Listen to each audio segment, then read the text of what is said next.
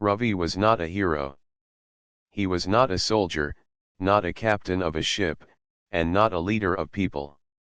He was just a human waiter who worked in a busy diner at the great spaceport. Every day, thousands of travelers came through the port.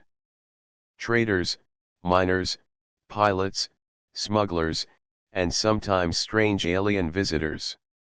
They came and went, their stories flying past like sparks in the dark. Ravi only stood at his counter with a tray in hand, serving food and drinks. The diner was noisy, filled with clattering cups, steaming bowls, and the endless hum of machines outside the windows. Ships came and went beyond the glass, but Ravi only watched them for a moment before returning to his work. He dreamed sometimes of adventure among the stars, but dreams could not pay the rent or buy food. So he stayed in the diner, moving between tables, polite and quiet, unnoticed by most. Travelers rarely looked at him. To them, he was only the one who brought meals. Yet Ravi listened when they spoke. He heard stories of distant planets where mountains floated in the sky. He heard of battles fought in asteroid fields, of treasures buried on frozen moons, of strange creatures with glowing eyes. His heart longed to see even one of those things, but he never dared. He told himself he was just ordinary, and adventure was for others. On one quiet night, when the stars outside shone brighter than the neon lights of the diner, something happened that changed his life forever. The door slid open, and a small figure stumbled inside. At first Ravi thought it was a lost child, but as the figure stepped into the light, he froze. The child's skin was pale blue, and his eyes were bright silver. His clothes were torn, and he was shaking. He was not human. The diner fell silent. The other customers looked away or quickly stood up to leave. Ravi's heart raced as he realized what kind of child had entered. He had heard stories of the Korans, a warrior race feared across the sector. Strong, proud, and often ruthless. No one wanted to be near them, not even near one of their young. Yet here was a Koran child, injured and alone, standing in his diner. The boy looked around with fear in his eyes. He clutched his side as if hiding a wound. Ravi saw that he was weak and starving. The boy stepped forward and whispered in a trembling voice, "Food, please." No one moved. Some customers quietly slipped out the door, muttering that they wanted no part in this. Others turned their faces away, pretending not to see. Ravi stood frozen for a moment, his mind racing. He knew that helping a Koran could bring danger. If the wrong people saw, hunters might come looking. Yet when he looked at the boy's trembling hands and saw the desperation in his eyes, something stirred in Ravi's heart. He stepped forward slowly. "Sit here," he said gently, guiding the boy to a corner booth. The child collapsed onto the seat, his head leaning against the wall. Ravi rushed to the kitchen and filled a bowl with hot soup. He brought it back and set it before the boy, who at once began to eat with shaky hands. Ravi then poured him a cup of water. "Drink slowly," Ravi whispered. "You are safe here." The boy's eyes lifted to meet his. For a moment Ravi saw gratitude mixed with fear.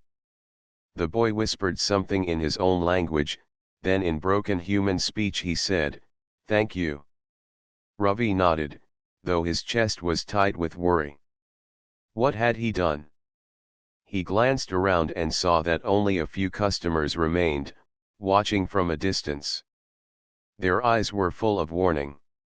Ravi ignored them and focused on the child. After some minutes the boy leaned back, breathing more calmly. His face still showed pain, but he was stronger now. Ravi sat across from him. "What is your name?" he asked. The boy hesitated, then whispered, "Taran." Ravi spoke softly. "I am Ravi." Why are you here alone, Taran? The boy's lips trembled. He shook his head and lowered his gaze.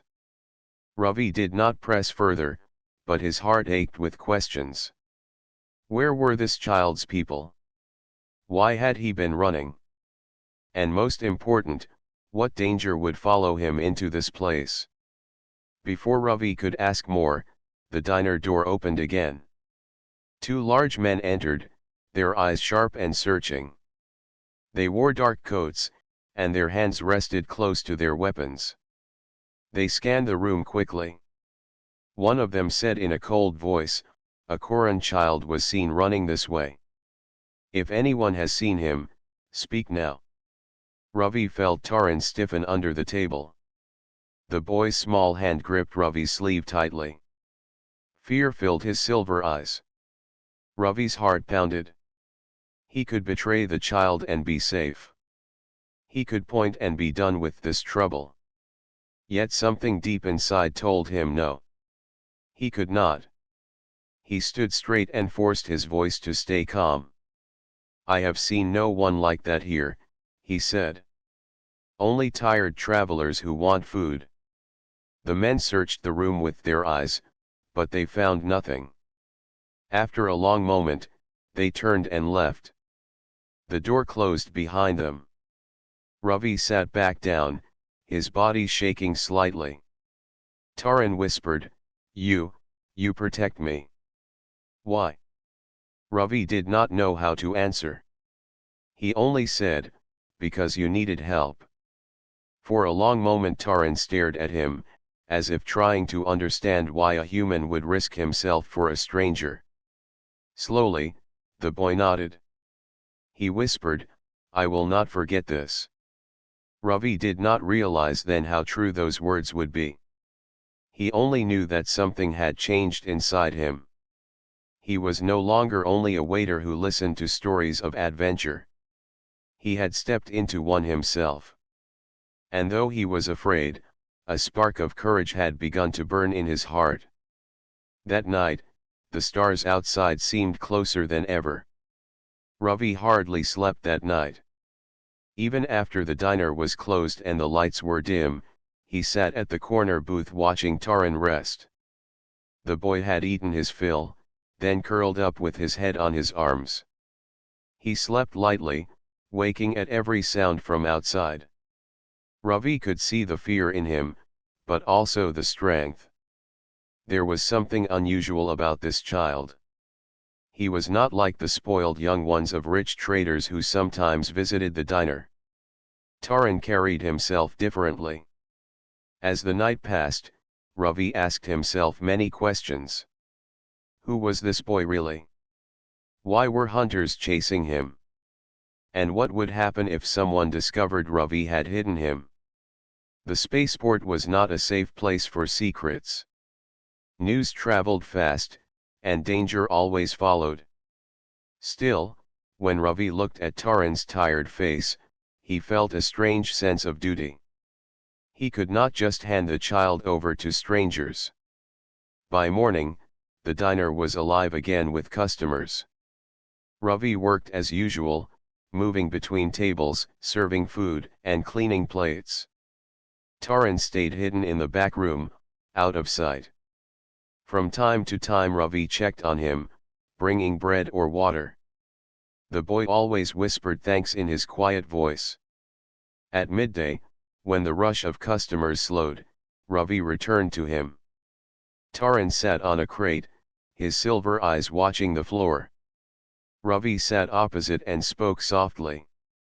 "You cannot stay here forever." "Who are you really, Taran?" The boy looked up, hesitant. His lips trembled before he whispered, "I am son of the Koran queen." Ravi froze. He thought he had misheard, but the boy repeated the words. "My mother rules the Koran people. I am her heir." Ravi's chest tightened. He had heard of the Koran queen, a fierce and respected leader. Her people ruled vast territories. If what Taran said was true, then Ravi was hiding one of the most important children in the sector. No wonder hunters were chasing him. You mean, Ravi said carefully, you are a prince. Taran frowned at the word. We do not say prince. But yes, I am next after my mother. Ravi rubbed his forehead. The situation was worse than he imagined. If bounty hunters captured Taran, they could demand riches or power from the Korans.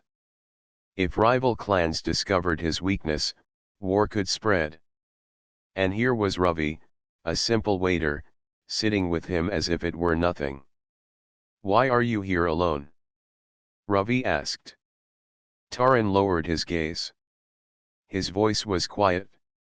There was an attack. My guards fought, but I was separated. I ran. I found myself at the spaceport. Hunters came after me. I had nowhere else to go. Ravi felt the weight of the boy's words. He wanted to ask more, but Taran's eyes showed pain. Instead, Ravi placed a hand on the table. You are safe with me. I will not let them take you. At that moment, the diner door banged open. Ravi turned and saw the same two hunters from the night before. This time they were not alone. 3 more men followed them, each with hard eyes. They spread across the room, scanning every corner. One of them shouted, "We know the child is here. No use hiding him. Bring him out, and you will be rewarded." The customers shrank back, pretending to mind their own meals. The hunters' boots thudded on the floor as they advanced. Ravi's heart pounded. He glanced at the back room where Taran was hidden. If the hunters searched, they would find him. One of the men stepped close to Ravi. You there, waiter? You serve everyone. Did you see a Koran boy? Ravi forced his face to stay calm. I have seen no such child. Only travelers who eat and leave. If you want food, sit. If not, you are blocking the way. The man narrowed his eyes. He seemed ready to strike Ravi, but another hunter pulled him back. Not here, the second one muttered. Too many eyes. If he is here, we will find him later. With that, they turned and left, though their looks promised they would return. When the door closed, Ravi hurried to the back. Taran was crouched behind the crates, shaking. His eyes were wide with fear. Ravi knelt beside him and whispered, "They are gone for now. But they will come again. We must find a way to get you home." Taran gripped his sleeve tightly. You would help me. Ravi hesitated. He was only a waiter. What could he do against armed hunters and powerful enemies? Yet when he looked into Taran's eyes, he knew he could not abandon him. Yes, Ravi said firmly. I will help you return to your people. The boy's eyes softened. For the first time, a small smile touched his lips. I will remember this, Ravi. My people will remember too. The weight of those words settled on Ravi like a cloak. He did not know what path lay ahead. But he knew his choice was made. He had stepped into something far greater than himself, and there was no turning back. As night fell again, Ravi sat awake, planning. The spaceport was full of ships. If he could find a captain willing to take them, they might escape the hunters. It would be dangerous, but it was their only chance. Outside, the lights of the port shone like stars. Inside, a human waiter and a coroner prepared to face the unknown together. The next day began like a storm waiting to break. Ravi could feel danger pressing closer with every hour.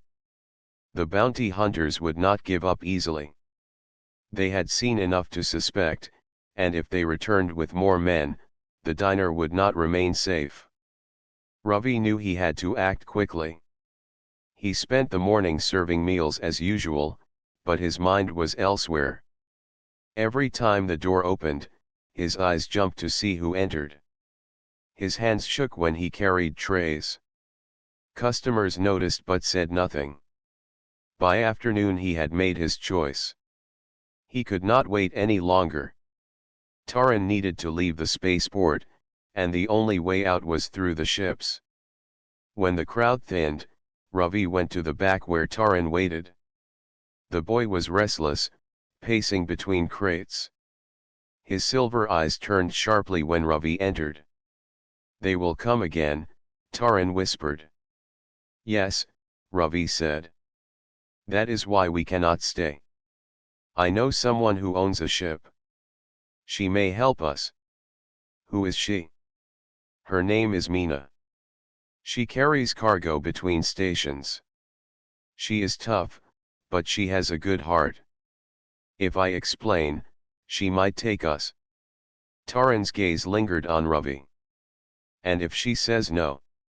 Ravi gave a small smile. "Then I will find another way. But we must try."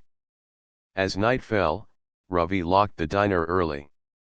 He led Taran through the back alley, away from the main streets where the hunters might be watching. The boy kept close, his steps light but nervous. Every shadow seemed to hide danger, every voice in the distance made them tense. The docks stretched wide before them, lined with ships of every shape. Some were sleek and fast, others old and rusty.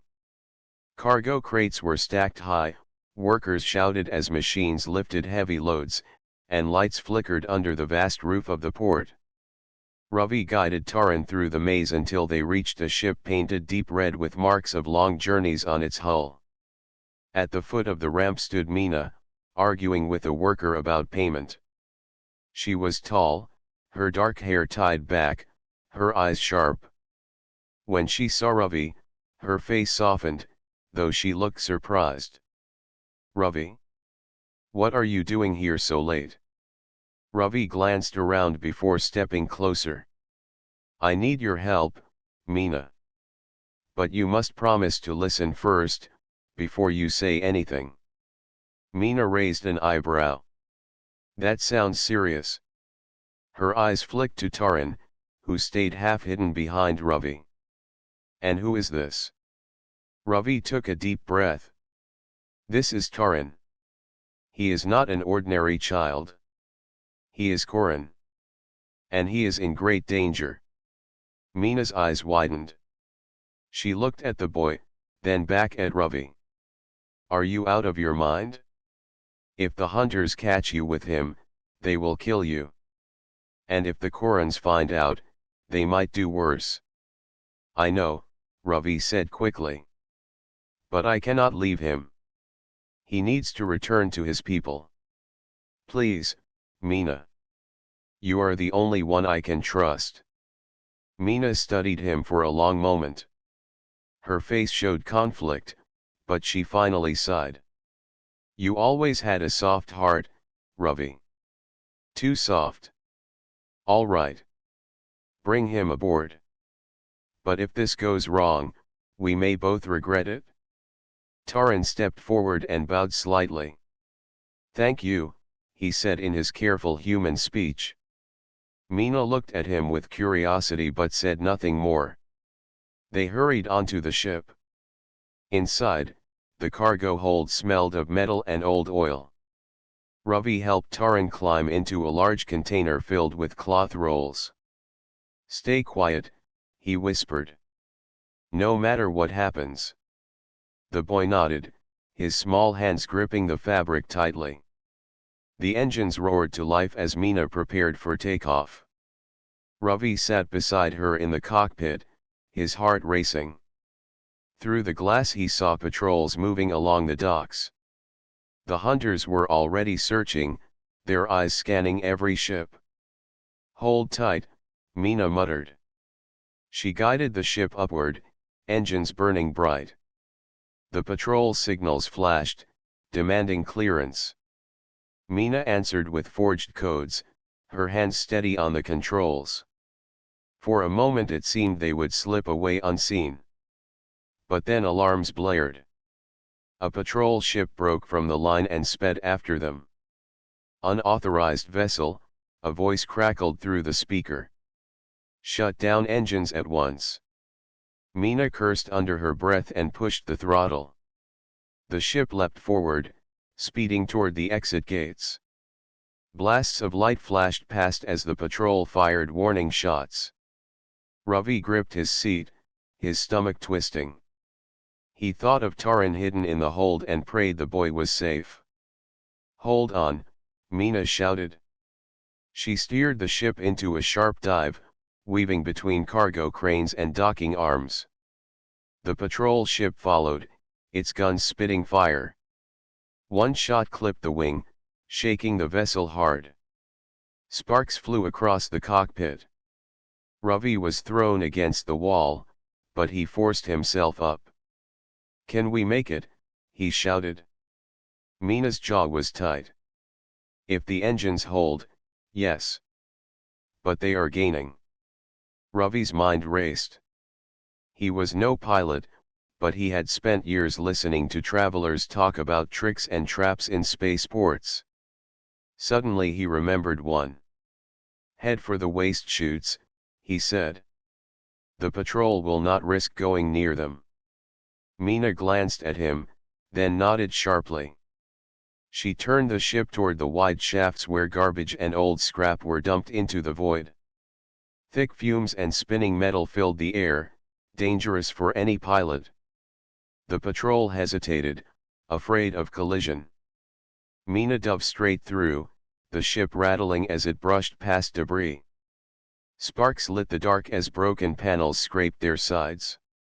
When they burst out the other end, the patrol was gone.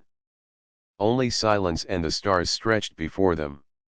Ravi exhaled a long breath, his hands trembling. Mina gave a tired laugh. "You may not be a pilot, Ravi, but you think like one." That was clever. Ravi managed a smile, though his heart still pounded. "I only remembered what I heard once. It seems listening has its use." They checked the ship. The damage was not too great, though smoke drifted from the wing. Mina set a course away from the spaceport, into the open stars. Ravi went to the cargo hold. He opened the container and found Taran curled inside, eyes wide. "Are we safe?" the boy whispered. "For now," Ravi said gently. "We are free of the port." Taran's shoulders relaxed, though his gaze still carried fear. "You risk much for me." "Why?" Ravi knelt beside him. "Because it was right. Because no one else would." The boy stared at him, silent. Then he whispered, "I will not forget. My people will not forget." As the ship drifted into the endless dark, Ravi realized the weight of what he had done. He had left behind his simple life, his small diner, and the safety of routine. Ahead lay only danger and uncertainty. Yet for the first time in his life, he felt alive. The stars stretched wide and bright, and Ravi knew there was no turning back. The red ship, old but sturdy, moved deeper into the dark sea of stars. Mina sat in the pilot's chair, her hands steady on the controls. Ravi stood behind her, staring through the wide glass as the lights of the spaceport faded into the distance. He felt a strange mix of relief and fear. They had escaped for now, but the danger was not gone. Hunters did not give up so easily. Behind them, Taran sat quietly in a seat too large for his small body. His silver eyes followed the stars as if they were old friends. The boy looked calm, but Ravi could see the weight he carried. He was not just a child. He was heir to a powerful throne, and enemies would cross galaxies to claim him. After some time, Mina broke the silence. "We cannot go straight to the Koran world. The hunters will expect that. They will place traps along the way."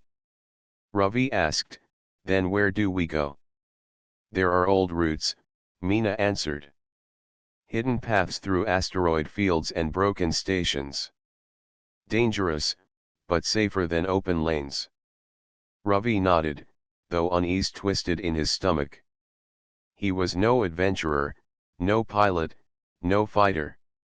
Yet here he was, flying into danger with a boy who carried the fate of a people. He wondered if he had made the right choice, but when he glanced at Taran, who sat silent and trusting, his doubts faded. Hours passed as the ship cut through the void. Ravi spent the time moving between the cockpit and cargo hold, checking the damage from the escape. Sparks had burned wires, panels had cracked, but Mina assured him the ship could hold together. Still, Ravi could not shake the sense that eyes were following them. His fear proved true when alarms flashed across the cockpit. A red light blinked, and Mina's face hardened. They found us. Ravi leaned forward. Who? Hunters. 3 ships. Fast ones. Through the glass, Ravi saw them, dark shapes rising from the black, engines glowing, weapons armed. They closed in quickly, forming a triangle around the red ship. Taran gripped the armrests of his seat. His voice was calm but sharp. They will not stop. They want me alive. Mina's hands flew over the controls. Then we give them a chase. The ship surged forward, engines roaring. The hunters fired beams of light that streaked past, shaking the hull. Ravi clutched the seat, his heart pounding. He had never faced such danger. Mina steered into an asteroid belt, weaving between rocks the size of towers. Dust and debris filled the view, glowing faintly under distant starlight.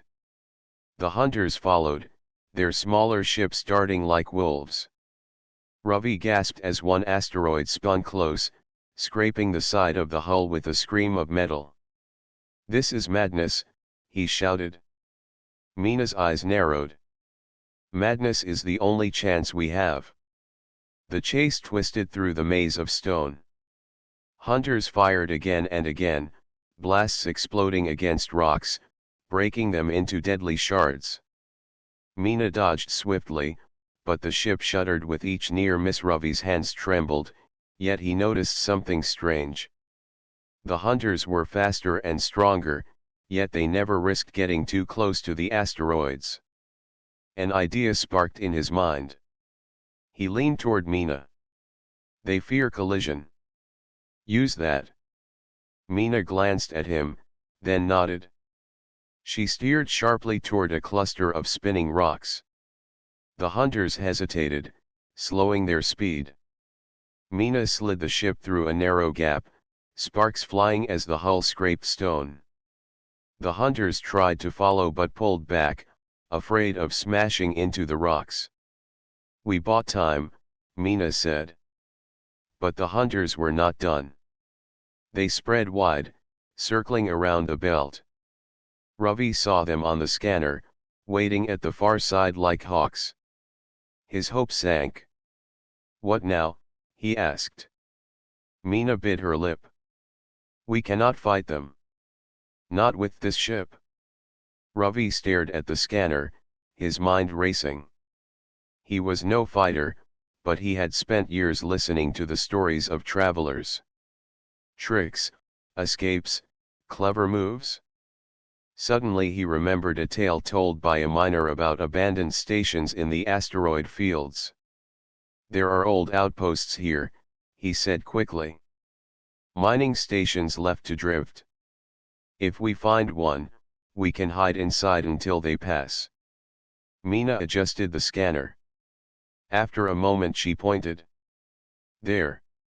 A station shell, long dead." She steered toward it, engines straining. The hunters fired again, but the rocks blocked most of their shots.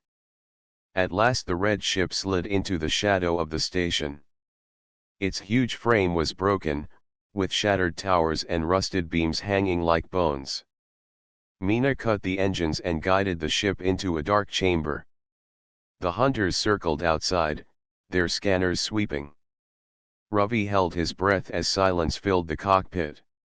Taran sat still, his silver eyes glowing faintly in the dark. For long minutes, no one moved. At last, the hunters pulled away. Their engines flared, and the ships vanished into the distance. Only when the scanner showed empty space did Meena exhale. They lost us. For now.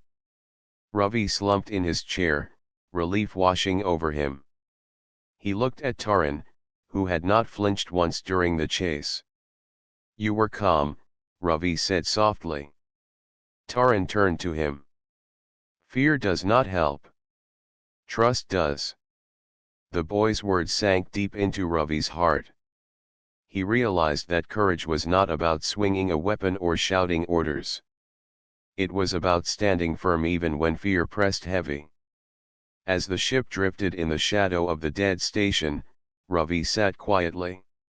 He thought of his life before, when he was only a waiter in a diner, serving food to strangers and dreaming of the stars. Now he was out among them, hunted by enemies, trusted by a child who carried a crown in his blood. Meena broke his thoughts. We cannot stay here long. Once the hunters return, they will search every shadow. We must move again when the engines cool. Ravi nodded. Where will we go? Meena's eyes fixed on the endless dark. To the Koran world. No other place will keep him safe. But the road will be long. Taran spoke then, his voice steady. I believe we will make it. Because Ravi is with me. Ravi blinked at the boy's words. He had never been called a protector before. Yet hearing it gave him strength he had not known he had. The engines hummed softly, waiting to roar again. Outside, the stars stretched wide and endless.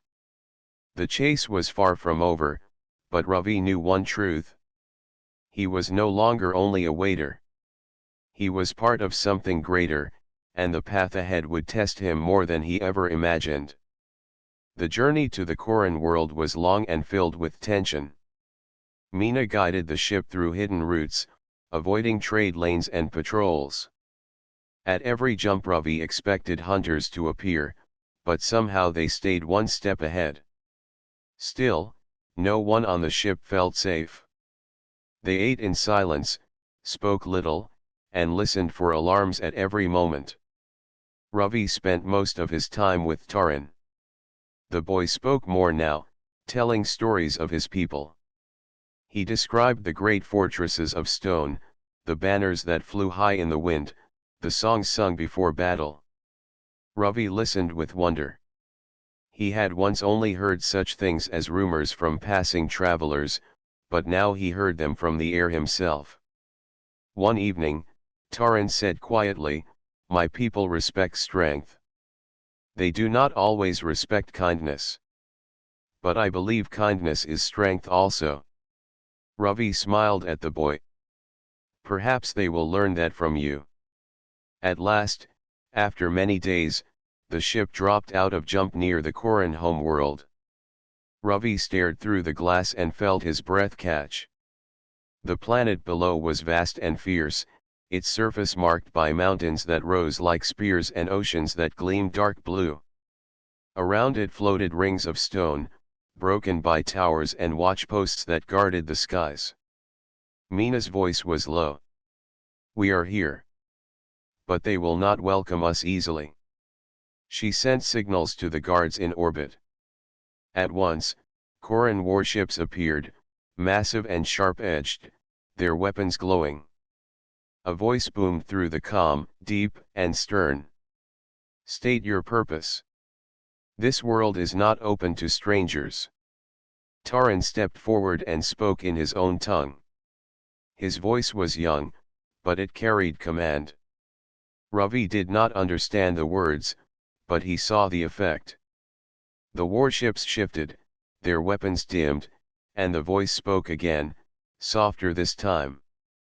The path opened for them. The red ship descended through thick clouds. As they broke into the sky, Ravi saw fortresses of dark stone rising from cliffs, their walls carved with symbols of honor. Towers reached high with banners snapping in the wind. Soldiers in shining armor marched across bridges, their movements sharp as one. The land seemed alive with strength. They landed on a great platform before a palace carved from black rock. Its doors were tall, shaped with the mark of the Koran crest. Warriors waited in rows, their spears upright, their faces stern. Ravi's heart pounded as he stepped out beside Taran. The air was cold, filled with the sound of horns echoing from the walls. Mina stayed close, her hand near her belt. The warriors parted, and a woman stepped forward. She was tall, with silver eyes like Taran's, but her presence was fierce. Her armor gleamed, her cloak flowed behind her, and a crown of metal rested on her brow. This was the Koran queen. Taran ran to her. "Mother," he said in his own tongue. The queen knelt and held him, her strong arms wrapped around the boy. For a moment the stern mask on her face broke, showing deep relief. Then she rose, her eyes fixed on Ravi and Mina. The warriors shifted, their hands on weapons. The queen's voice was cold but steady. "You brought my son here. Why?" Ravi bowed his head, though his knees shook. "He came to my diner. He was alone and in danger. I gave him food and shelter. When hunters came, I chose to protect him. I brought him back because it was right." The warriors muttered among themselves. Some scowled, others spat on the ground. A human daring to speak of honor among Koran seemed to anger them. One stepped forward. "This weak one interfered in our affairs. He should be punished." Another growled, "Yes. He is a cowardly servant, not fit to stand before the throne." Ravi felt their eyes burn into him, but he did not step back. He kept his gaze steady, even as fear pressed hard inside him. Taran broke away from his mother and faced the warriors. His young voice rose strong. "He saved me when no one else would. He fed me when I was starving. He risked his life to hide me from hunters. Without him, I would not stand here today. You call him weak, but he is braver than many who wear armor." The hall fell silent. The queen studied Ravi, her silver eyes sharp. At last she raised her hand, and the warriors fell back. Her voice carried across the chamber. "This human has shown courage, not with sword or spear, but with heart. He gave kindness when others turned away. In our law, such an act binds us in honor." She stepped closer, her eyes never leaving Ravi's. "From this day, you are under my protection. No Koran will harm you. You will remain as guest within my halls." The warriors bowed, though some did so with reluctance. Ravi stood still, hardly able to believe her words. He had come as a simple waiter, uncertain and afraid, yet now he stood shielded by the most powerful leader of the Koran race. Mina gave him a small smile, half proud, half astonished. Taran touched his hand and whispered, "I told you, I would not forget." That night, Ravi was given a chamber within the palace. It was built of stone, with torches that burned bright and windows that opened to the wild cliffs. From there he could see the banners of the Korans flying high, their colors glowing against the night sky. He sat alone, thinking of all that had passed. Just days ago, he had been serving meals to strangers. Now he was honored before a throne of warriors. He did not know what the future would bring, but he felt something new inside him. Not fear, but purpose. Ravi whispered to himself, "I am only a human waiter. Yet perhaps even that can change a world. Far below, the horns of the palace sounded once more, calling the warriors to gather. The night was alive with the beat of drums, and Ravi knew his journey was far from over. Life inside the Koran palace was unlike anything Ravi had ever known. The halls were carved from black stone and lit with glowing crystals. Warriors in silver armor patrolled every corner. Their boots struck the floors with a rhythm that echoed like drums. Outside the windows, Ravi could see banners flying over cliffs and soldiers training in vast courtyards. At first, Ravi felt out of place. He wore no armor, carried no weapon, and spoke little of their language. Many Korans looked at him with suspicion. Some even laughed, whispering that he was only a servant who carried trays. But the queen's command was clear. None could touch him, for he was under her protection.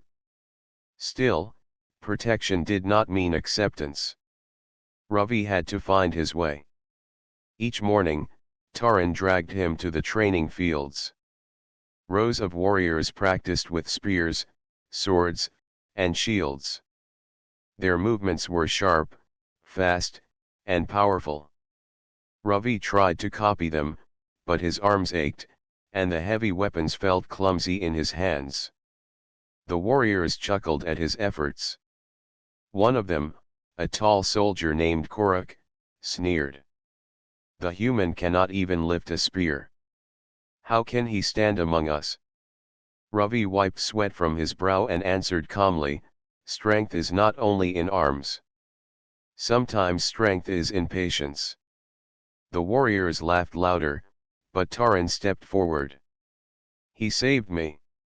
He may not fight like you, but his heart is strong. You should respect that." Korak grunted but said nothing more. Ravi noticed that Taran's words carried weight, even among the proud warriors. Later, Ravi found himself in the Queen's council chamber. Leaders of the clans gathered there, speaking in deep voices about borders, battles, and old rivalries. Ravi listened quietly, not understanding all their words, but he observed their faces, their tones, their arguments. It reminded him of quarrels in the diner, when traders fought over bills or travelers argued about seats. When one dispute grew heated, Ravi finally spoke. "You all want the same thing. You want honor for your people. Perhaps instead of fighting, you can share the duty of guarding the border." The warriors stared at him. For a moment, Ravi feared he had overstepped. But the queen leaned forward, her eyes bright. "The human speaks wisely. Sometimes an outside voice sees what we do not." From that day, the queen often asked Ravi to sit in council. He did not tell them how to fight. Instead, he offered small solutions, using his simple skills of listening and calming anger. Slowly, some warriors began to respect him. In the evenings, Ravi walked the palace grounds. He spoke with servants, cooks, and guards. Unlike the warriors, these people welcomed him. They saw he was humble and kind. He asked about their lives, their families, and their troubles. He even helped in the kitchens sometimes, serving food the way he once had at the diner. The servants laughed and called him the human waiter who serves even in a palace. Word spread quickly.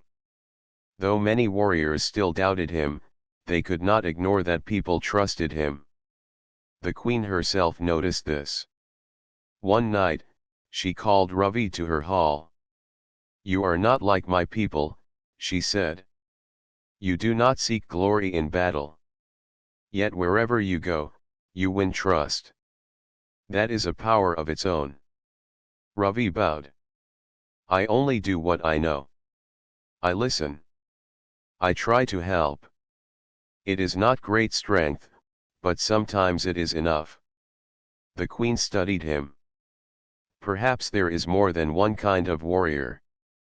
Perhaps kindness can build what swords cannot. Days turned into weeks. Ravi grew more confident. He still trained with Taran, though he never became skilled with weapons. Instead, he found clever ways to avoid attacks, using speed and timing rather than force. Taran called it fighting like water. Even Korak, who had mocked him before, began to watch with interest. One afternoon, Korak challenged him. "Human, face me in the ring. Show us if your talk has meaning." The crowd gathered as Ravi stepped into the circle. Korak raised his spear, moving with the strength of a true warrior. Ravi held only a wooden staff. The match began, and Korak lunged. Ravi did not block with power. Instead, he stepped aside, letting the spear strike air. He tapped Korak's side with the staff, light but clear. The warriors shouted in surprise. Again and again Korak attacked. Again and again Ravi avoided the blows, using patience, timing, and calm. He never struck hard, never aimed to harm. At last Korak dropped his spear and raised his hand. "Enough. The human fights not with strength, but with wisdom. I respect this." The crowd cheered. For the first time, Ravi saw not mockery but pride in their eyes. From that day, his place in the palace grew stronger. He joined councils, listened to disputes, and even advised young warriors on how to control anger in battle. He was no longer seen as an outsider but as a voice of balance. Yet Ravi did not forget who he was. At night, when all was quiet, he sat by the window and looked at the stars. He thought of the diner, of the plates and trays, of the quiet life he once lived. Sometimes he missed it, but he also knew he had found something greater.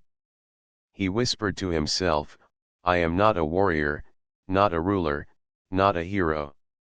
I am only a human who chose kindness. And yet, that choice has brought me here."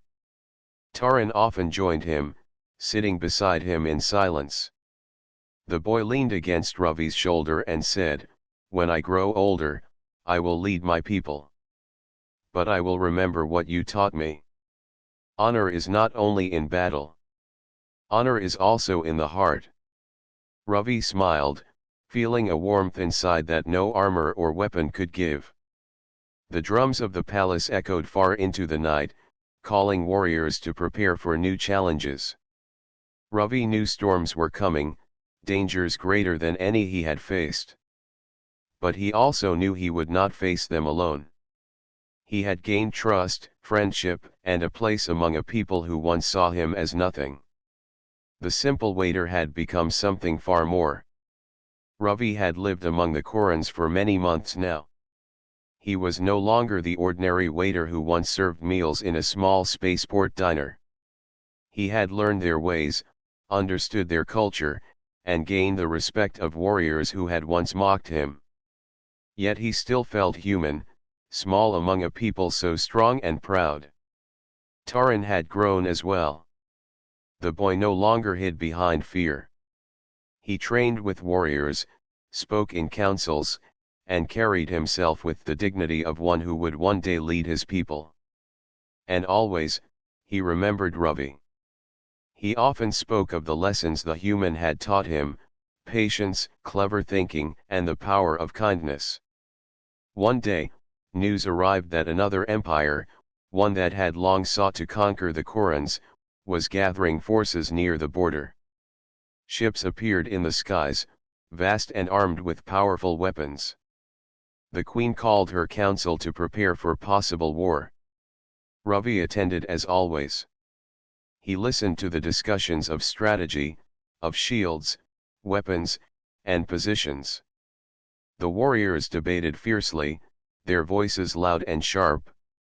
Ravi did not speak at first, but he noticed something.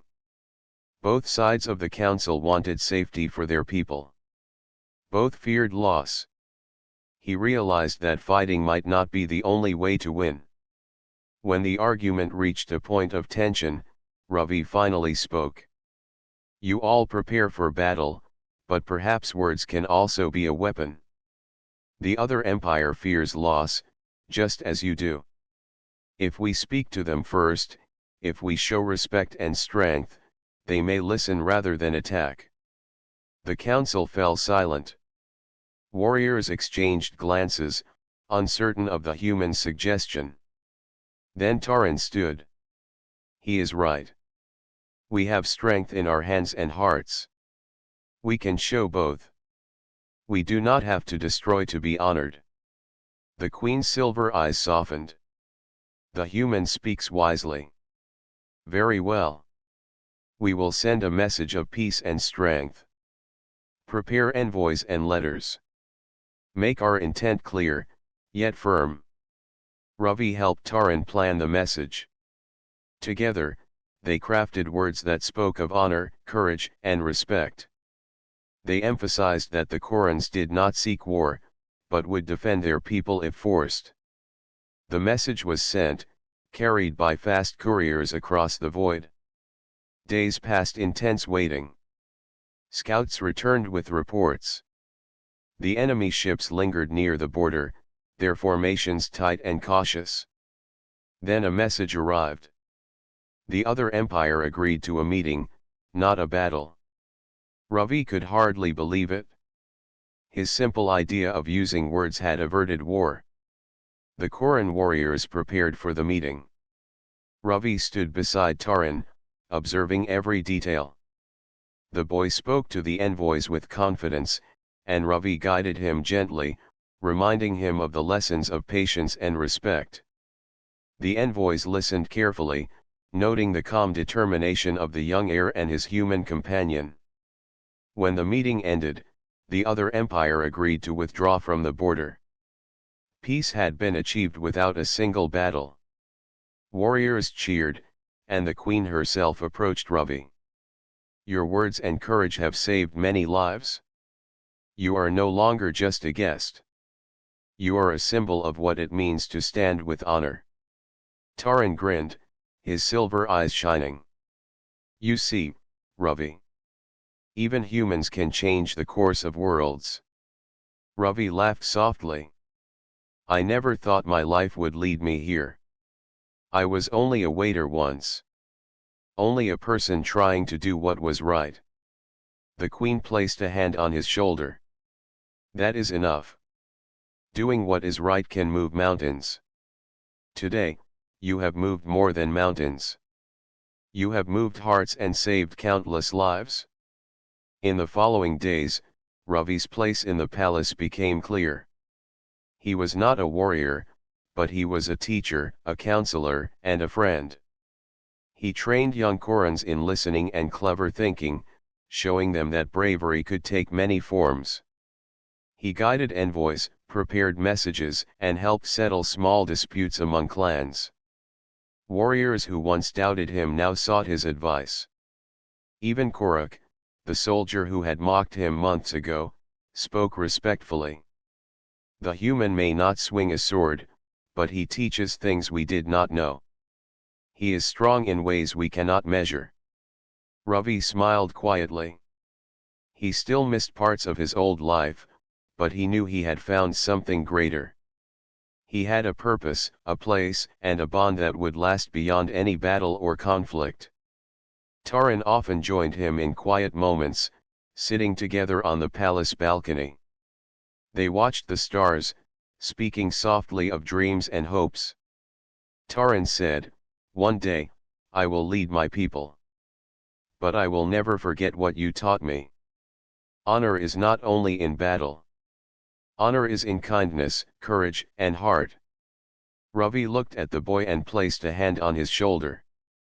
"And I will never forget you. You reminded me that even a simple human can make a difference." As the nights passed, the palace grew calm. The drums of war no longer echoed in the halls. Warriors trained, envoys traveled, and the people lived in peace. Ravi walked among them, serving in his own way, listening, helping, guiding. His life had changed forever, yet he remained humble. The stars stretched wide above the palace, bright and endless. Ravi knew the universe was vast, full of dangers, challenges, and unknown paths. Yet he no longer feared them. He had learned that courage and kindness could move more than mountains. They could move people, save lives, and change the course of worlds. And so Ravi, once a simple human waiter, stood beside the coroner, protector, and friend. He had faced hunters, traveled across space, and entered a world that seemed impossible. He had taught and learned, guided and protected, and in return had gained trust, respect, and honor beyond measure. As he looked at the stars, he whispered quietly, "I am only a human, yet I have done more than I imagined.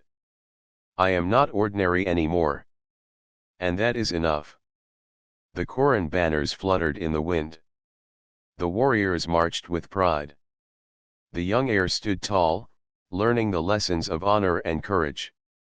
And Ravi, the human who once served meals in a small diner, had become a bridge between worlds, a symbol of hope, and a living proof that even small acts of kindness can change the universe forever.